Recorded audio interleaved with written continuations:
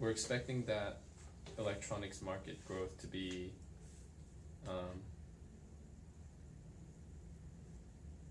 for the coming 2 years. Wait, or is it?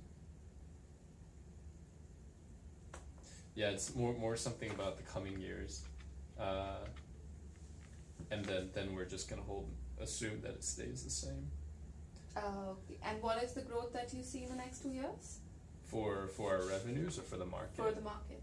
2.4%. No, wait, 2 to 3%.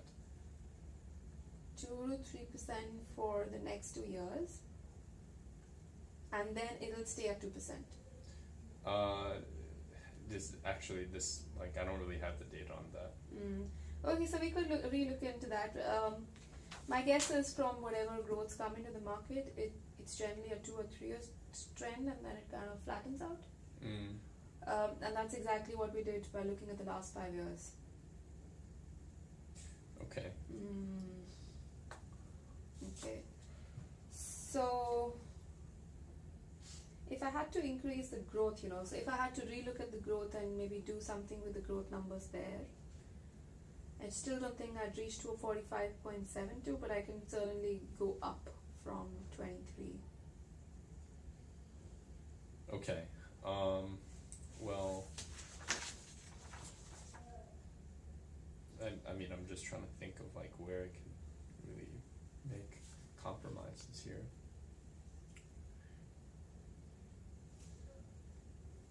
So, I mean, for us, it already feels like it's pretty generous given the fact that we have no terminal value.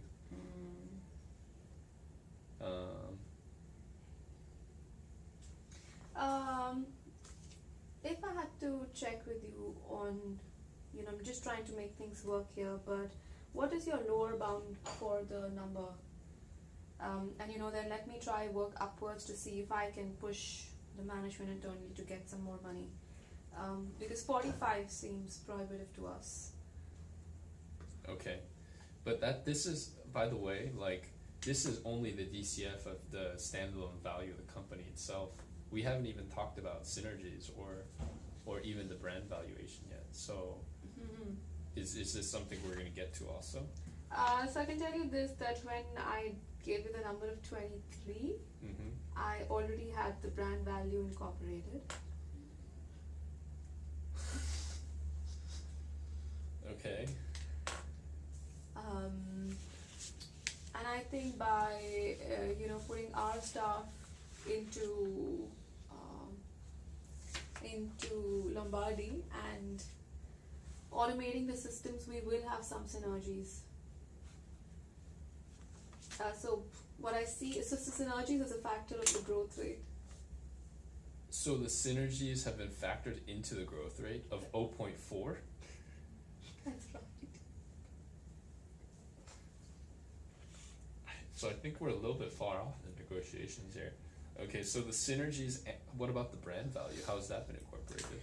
Alright, so what I did for the brand value is, I know you gave me a number there, but I got some external research guys to do this for me, and just go into the market and see how would they value Lombardi as a brand. And after doing all of that and looking at their long-standing clients who've had extremely good value, we came up with a valuation number of a high-end valuation number of 3 million. Okay. Yeah. So. Okay. So, and so the 23 is after the DCF, and you added in the brand value. Right. So DCF alone is about 21. And how did you value the brand? Just a one-time brand, and you just added 3?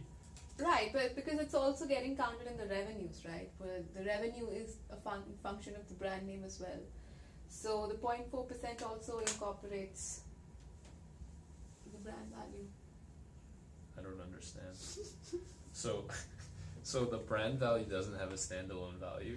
No, so I have put in about 3 million for the brand value. That's how we got to a number of 23 point something. So 21 for DCF, and then another 3 for the brand value. That's about 24.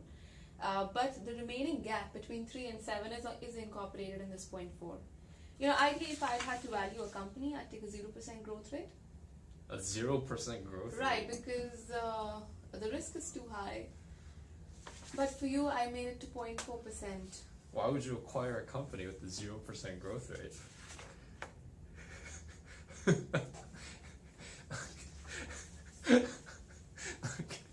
Why would you even? Why are you talking to us if you think we're gonna have a 0% growth rate? Oh, we see potential in the company. A potential growth of 0? Okay.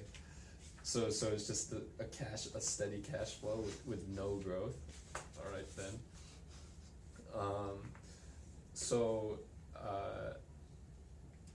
Okay. So our brand value we thought was a standalone of 8 million, and this was based on the fact that we got offered 8 million for a brand alone last month I see. from there was a company who offered a bidder who was actually trying to buy us offered us $8 million for the brand by itself. And in terms of the $3 million that you're speaking of, this was our valuation when we got a professional valuation done on our company 7 years ago. So I mean, yeah, I guess the $3 million, it aligns with something, you know, if we're talking about our valuation back in 2008 Right. or 2009. Out of curiosity, so in this company that was giving you about 8 million for the brand value, was there any reason that held you back in terms of? Why we didn't sell? Yeah. Because they're actually a low cost competitor with low quality products. And we just, I mean, it was like we turned them down for actually a fairly emotional reason. We just don't want them to be carrying my name. Exactly my point there. You know, I could put an 8 million, but I'm saying Agilent is going to add on to Lombardi as well. So 8 million is not doable. What I can do is adjust these numbers somehow. You know, because if you think 45 is your final number, Okay. I could move mine 23 up slightly, and I'll have to see how I can change it. It's just that I feel that if, you know, an external third party has done the research and told me 3 million is the maximum valuation for the brand, to overrule that seems doesn't seem right. So that's why I was asking you, do you have like a lower bound number in your mind? I mean, yeah, the absolute lower bound number would be 3.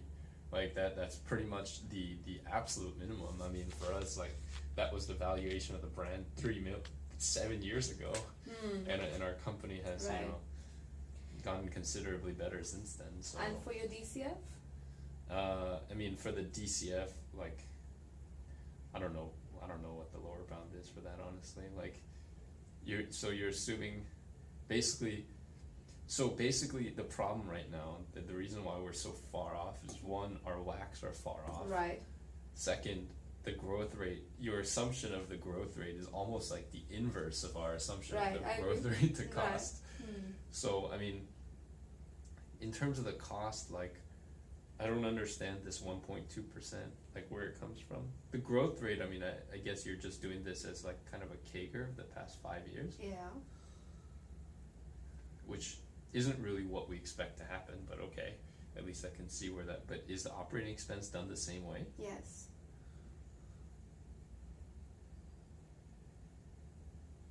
Do these numbers work? I'm looking at the math. Yeah, so if you look at 84.3, 83.5, 84.5, they're almost stable for the last 3 years.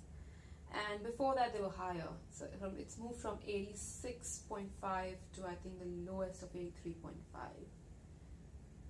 So yeah, I don't think calculations would have gone wrong because I put in a lot of time to calculate them. And so you just expect the expenses to grow 1.2% per year up to year 10? Yeah. You know, so I'm also saying that we will automate a lot of things in the company. So there is definitely going to be an expense. Some of it has not been taken into consideration here. That's going to be on our books as well. So then synergy hasn't been accounted for. So there should be some external item for synergies. So I'll be very honest here.